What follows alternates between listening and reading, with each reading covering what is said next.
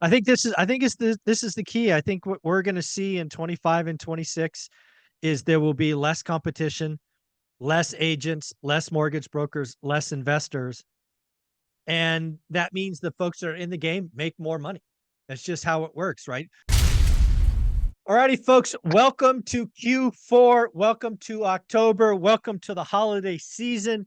We are 90 days away from 2025. What I want to do here is do a couple of things. One, I want to look back on 2024, the twists, the turns, the challenges, the growth, and do a little bit of a look ahead to 2025. Figure out what's going on in the world with Mr. Omar Alfaro. How you doing, buddy? What's going on? Good. What's up, Michael? How you doing, Dude, man? Q4. October 1st, 2024.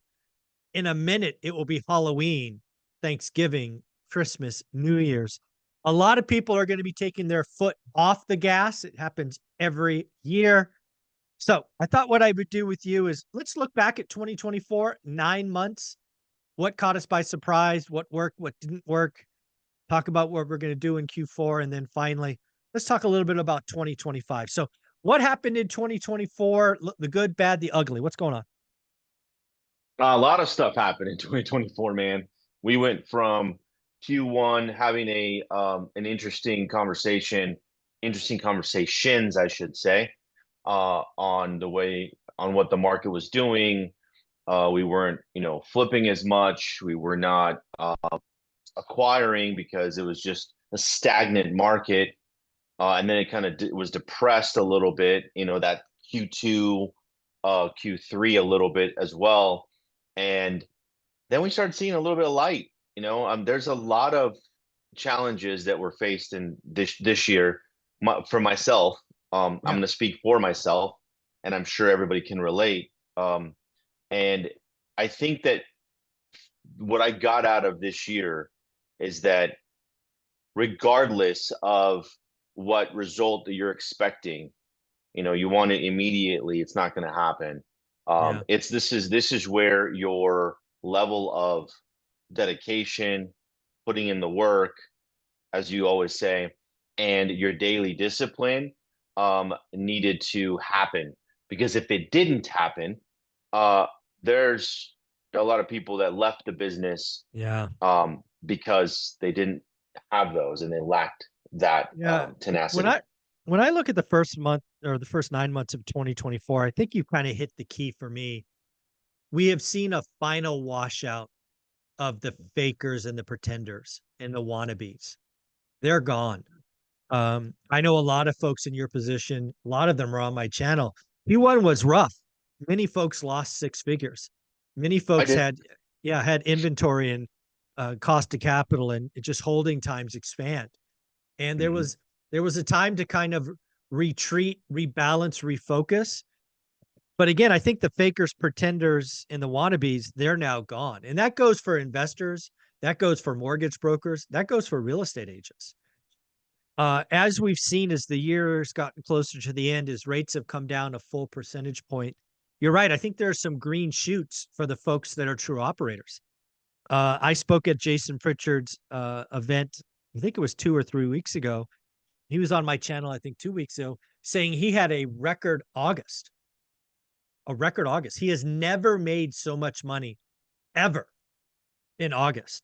Now, I think that's because he does the focus and the discipline. He never stopped marketing. He got better. He got this, got that. But also, dude, he's got less competition. The fakers and pretenders and the wannabes who were peeling off 1 or 2 deals, they're not around anymore. They're Starbucks baristas. They're driving for Uber, right? They're out of the game.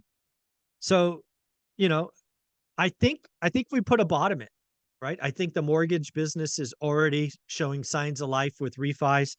I think we're seeing purchase demand uptick ever so slightly. And the investors that I know that are in the game, the second half of the year will be 10 times better than the first half. So I think that is 2024 in a nutshell. Second half of 2024 will be like it would double what we made in the first quarter or the first 2 quarters.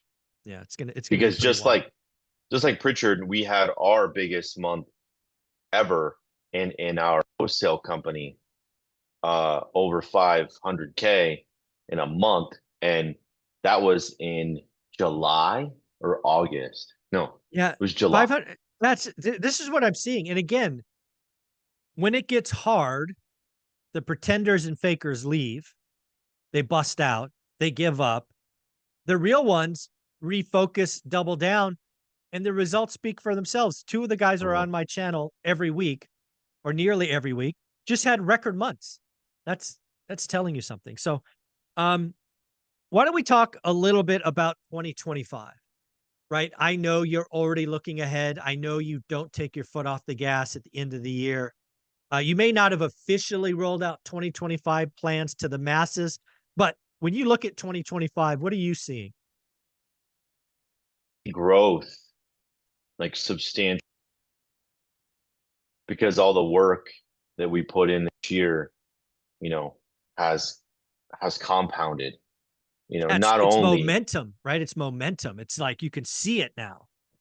you can, and what's crazy, uh, don't let that fool you though, of like not figuring out what you have to do every day. Like you think it's going to be there, but as long as you keep on focusing on the daily discipline, knowing your numbers, um, figuring out what you're really good at, because that's something that like helped me out a lot this year, is that I was doing other tasks that I should not have been doing. I hired an assistant this year, paying him great, and he's allowed me to go focus on the higher dollar activity. And with the new business, with our wholesale side, with streamlining all of our flips, and that process makes it more easier.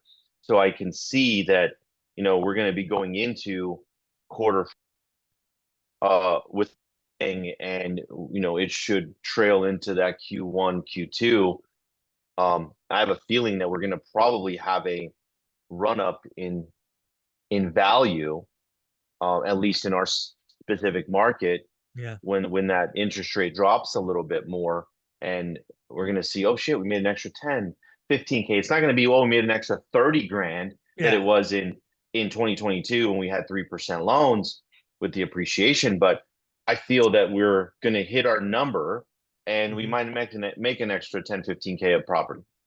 Yeah, I think what we're seeing as we're heading into 2025, again, the kind of flip from the first half to the second half is um, that marginal demand. Certainly, when you protect yourself and you stay below the medium, it's still there. And if rates come down another half a point, a full point, that marginal demand gets unlocked.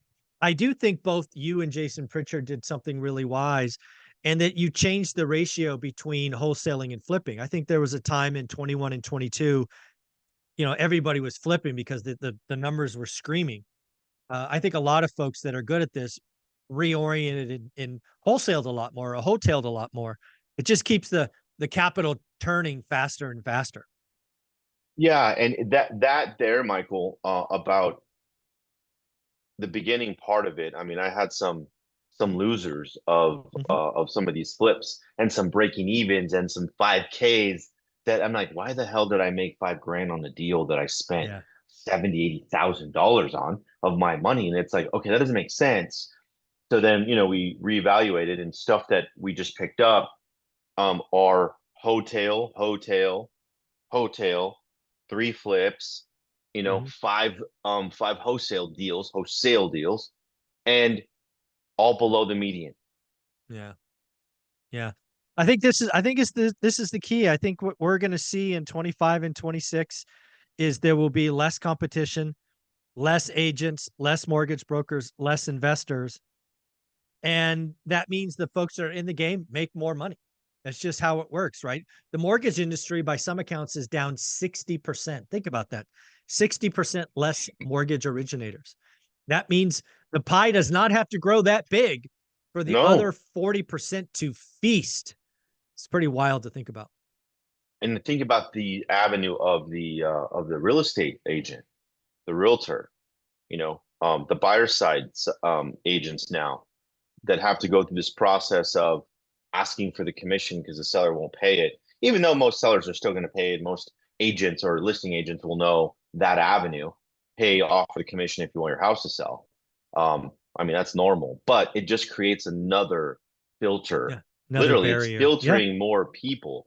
And I'll be honest, on the agent side of the equation, um, that, maybe some people didn't get hit as hard. I got hit, 20, 30%, 40, Yeah. probably almost 40% decrease from the year before, just on the regular real estate sales aspect of it, Hmm. representing sellers and buyers. But I replaced it with a lot more income because of Yeah. my time allocation. So it's like, you know, pick and choose. Yeah. Yeah, I think when I look out at 2025, again, I think the market, generally speaking, is not going to be crazy. I certainly hope it's not crazy. I certainly hope the federal government doesn't get involved with incentives and free money. That's not what we need right now. We need They the market to will. go.